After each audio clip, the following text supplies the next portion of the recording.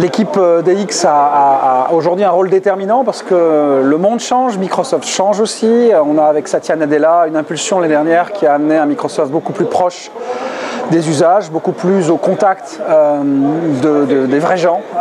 Et je l'espère, et c'est notre souhait, on y travaillera très dur à l'écoute des retours de nos utilisateurs, ceux qui nous connaissent depuis longtemps, ceux qui viennent à nous plus récemment.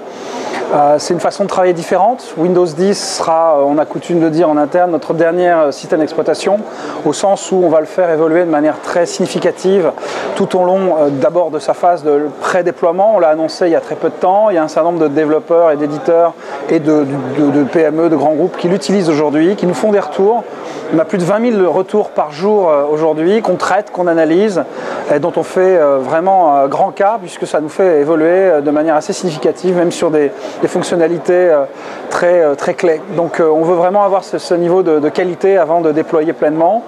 Et puis après, on aura certainement encore des échanges et un accompagnement. Donc l'équipe DX va être au cœur de cette transformation de Microsoft, plus à l'écoute, plus ouverte aussi. On a fait tout un tas d'annonces pour amener nos technologies dans des systèmes d'exploitation et des environnements qui n'étaient pas les nôtres avant. Donc on veut aller là où les gens sont, finalement, et on veut arriver à les engager parce qu'on a des produits de qualité.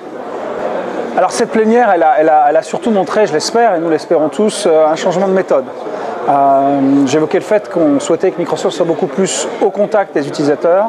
On a souhaité y montrer nos technologies dans leur grande diversité, puisqu'on est une entreprise qui a autant des devices, des systèmes d'exploitation, un cloud, des technologies pour le web, des outils de machine learning, des outils d'analyse et de performance de la relation client au sens large. Donc tous ces dispositifs-là, finalement, on avait coutume de les présenter en tant que tels, on a voulu les mettre beaucoup plus en situation.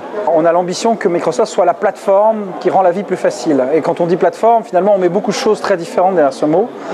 Notre ambition, c'est que ce soit des technologies dans tous les compartiments de l'univers informatique, IT et digital, mais c'est surtout aussi des gens, des vrais gens qui sont là pour vous accompagner. Donc on va aussi développer énormément les programmes d'accompagnement, les programmes et gérer tous les outils modernes, y compris des outils de vidéo en ligne, des outils d'accompagnement plus pragmatiques comme on les appelle, pour faire en sorte que l'IT d'une PME de 20 ou 30 personnes, la DSI d'un grand groupe, l'équipe marketing qui va développer tel ou tel outil ou a besoin par rapport à une information qu'elle souhaite développer, une relation avec un client, etc., on soit capable d'être derrière et fournir de manière simple des choses qui feront la différence. 2015, c'est une année importante pour nous puisque c'est l'introduction de Windows 10. Donc à partir du mois d'avril et pour le reste de l'année, on va déployer et présenter tout ce que Windows 10 change et offre, tant au monde de l'IT qu'au monde du développement. Et on l'espère, in fine, aux utilisateurs eux-mêmes, les grandes organisations, les PME, les startups, sur lesquels on va passer un temps particulier parce qu'on a aussi cette ambition de réengager une relation qui est ancienne. Ça fait 10 ans que Microsoft accompagne les startups en France avec tout un tas de programmes dont BizSpark qui a vu des très belles entreprises passer comme Criteo qu'on connaît bien et tant d'autres. Donc on veut développer avec MS Venture notre accélérateur et encourager les nouveaux usages, ceux qui vont permettre de mettre cette ambient intelligence qui est le thème des Tech Days, c'est-à-dire une capacité à développer des usages qui font oublier la technologie.